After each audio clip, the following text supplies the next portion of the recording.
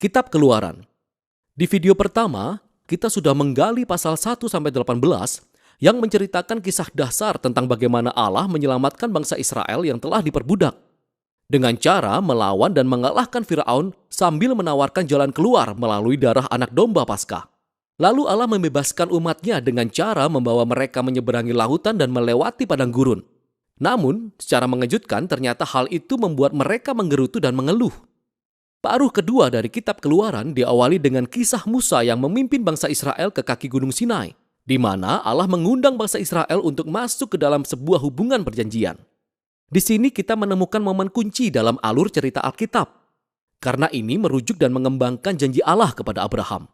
Ingat, dari kitab Kejadian, Allah telah berjanji bahwa melalui keluarga Abraham, Dia akan memberikan berkat-Nya kembali kepada bangsa-bangsa.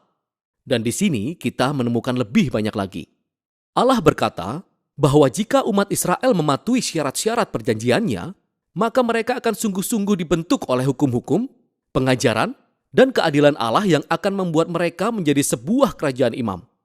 Mereka akan menjadi wakil Allah dan menunjukkan kepada dunia seperti apa sejatinya Allah itu. Umat Israel bersemangat menerima tawaran itu. Kehadiran Allah tampak di atas Gunung Sinai dalam rupa awan, petir, dan guruh.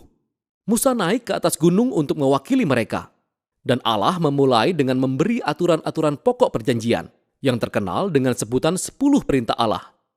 Ini semacam aturan-aturan pokok dari suatu kesepakatan mengenai bagaimana Allah dan umat Israel akan saling berhubungan. Setelah itu muncul serentetan perintah lainnya yang menjabarkan 10 perintah utama secara lebih rinci. Ada aturan tentang tata cara ibadah umat Israel, tentang keadilan sosial, bagaimana mereka hidup bersama. Dan semua ini membentuk bangsa Israel menjadi bangsa yang penuh keadilan dan kemurahan hati yang membedakannya dengan bangsa-bangsa lain. Musa menuliskan seluruh hukum ini, lalu dia membawanya turun kepada umat Israel yang lagi-lagi sangat bersemangat untuk masuk dalam perjanjian dengan Allah. Begitu mereka masuk ke dalam hubungan perjanjian ini, Allah membawa hubungan ini ke tahap selanjutnya. Allah mengatakan kepada Musa bahwa Dia ingin hadiratnya yang kudus, ilahi, dan baik itu turun dan tinggal di tengah-tengah bangsa Israel, yang mana hal ini mengembangkan aspek lain dari ikatan perjanjian Allah. Ingat, setelah pemberontakan manusia di Taman Eden, yang hilang adalah akses menuju hadirat Allah. Namun sekarang, melalui keluarga Abraham, hadirat Allah dapat kembali diakses melalui hubungan perjanjian ini. Pertama-tama dengan bangsa Israel, dan kemudian kelak bagi seluruh bangsa. Kisah selanjutnya adalah 7 pasal yang menjelaskan dengan rinci cetak biru arsitektural untuk mendirikan kemah suci yang disebut tabernakel. Ada pelataran luar dengan sebuah altar. Di tengah-tengah ada sebuah kemah yang memiliki ruang tengah dan ruang dalam. Di dalam ruang dalam, yang disebut ruang Maha Kudus, terdapat sebuah kotak emas yang disebut tabut perjanjian. Ada kerup-kerup di atasnya. Itu adalah pusat kehadiran Allah. Banyak hal-hal rinci dalam pasal-pasal ini. Sangat penting untuk mengetahui bahwa setiap hal memiliki nilai simbolis. Semua bunga, malaikat-malaikat, emas dan perhiasan mengingatkan kita pada Taman Eden. Suatu tempat di mana Allah dan manusia hidup bersama dalam keintiman. Bisa dikatakan tabernakel adalah seperti Taman Eden portable. Ini adalah tempat di mana Allah dan umat Israel bisa hidup bersama dalam kedamaian. Setidaknya dalam teori.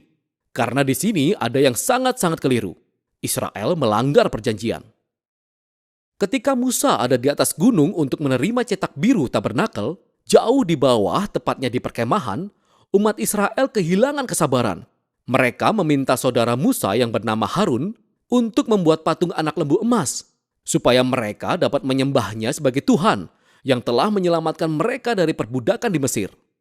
Hadirat Allah ada tepat di sana, di atas gunung. Mereka dapat melihatnya. Tetapi di bawah sini mereka melanggar 2 perintah pertama dari perjanjian yang baru saja mereka setujui, yaitu jangan ada Allah lain dan jangan menyembah berhala. Kisah selanjutnya sangatlah penting. Allah mengetahui apa yang sedang terjadi di bawah. Awalnya Allah mengundang Musa ke dalam amarah dan sakit hatinya. Dia mengatakan kepada Musa apa yang ingin dilakukannya, yaitu melenyapkan bangsa Israel. Tapi Musa memujuk Allah dengan menyatakan karakternya. Musa berkata, pertama-tama, menghancurkan bangsa Israel sama artinya dengan tidak memenuhi ikatan perjanjianmu kepada Abraham. Kemudian Musa menyatakan bahwa reputasi Allah lah yang dipertaruhkan di antara bangsa-bangsa. Apa yang akan mereka pikirkan jika mereka melihat engkau menghancurkan umatmu sendiri? Allah menerima bujukan Musa dan ia mengalah.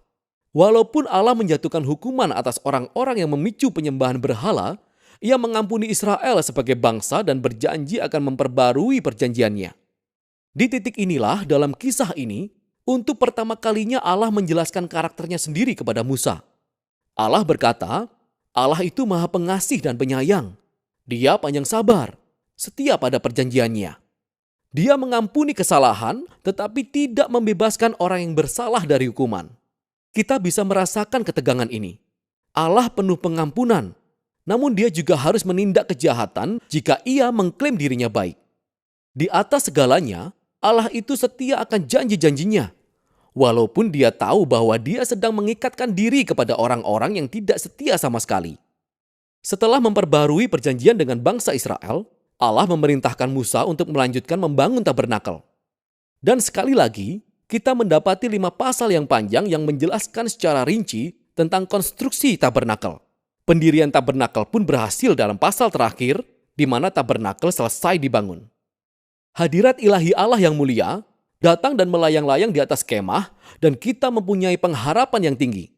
Musa berusaha memasuki kemah suci, namun tidak bisa. Sebenarnya Musa tidak bisa masuk, dan begitulah kitab ini berakhir. Itu sangat mengejutkan, tetapi tidak begitu mengejutkan jika kita benar-benar memikirkannya. Kita bisa lihat sekarang betapa dosa bangsa Israel telah merusak hubungan dengan Allah lebih dari yang kita kira. Ingat, kitab ini dibuka dengan kisah kejahatan Fir'aun yang mengancam bangsa Israel dan mengancam ikatan perjanjian Allah. Tetapi di akhir kitab ini, Israel justru menjadi musuh terburuk bagi dirinya sendiri. Dosa-dosa merekalah yang mengancam masa depan perjanjian itu. Jadi pertanyaan yang muncul di akhir kitab ini adalah, bagaimana Allah akan menangani konflik antara kekudusan dan kebaikannya di dalam hadiratnya dengan dosa-dosa umat perjanjiannya sendiri? Solusi dari permasalahan itu akan dijelaskan dalam kitab selanjutnya. Untuk sekarang, itulah kitab Keluaran.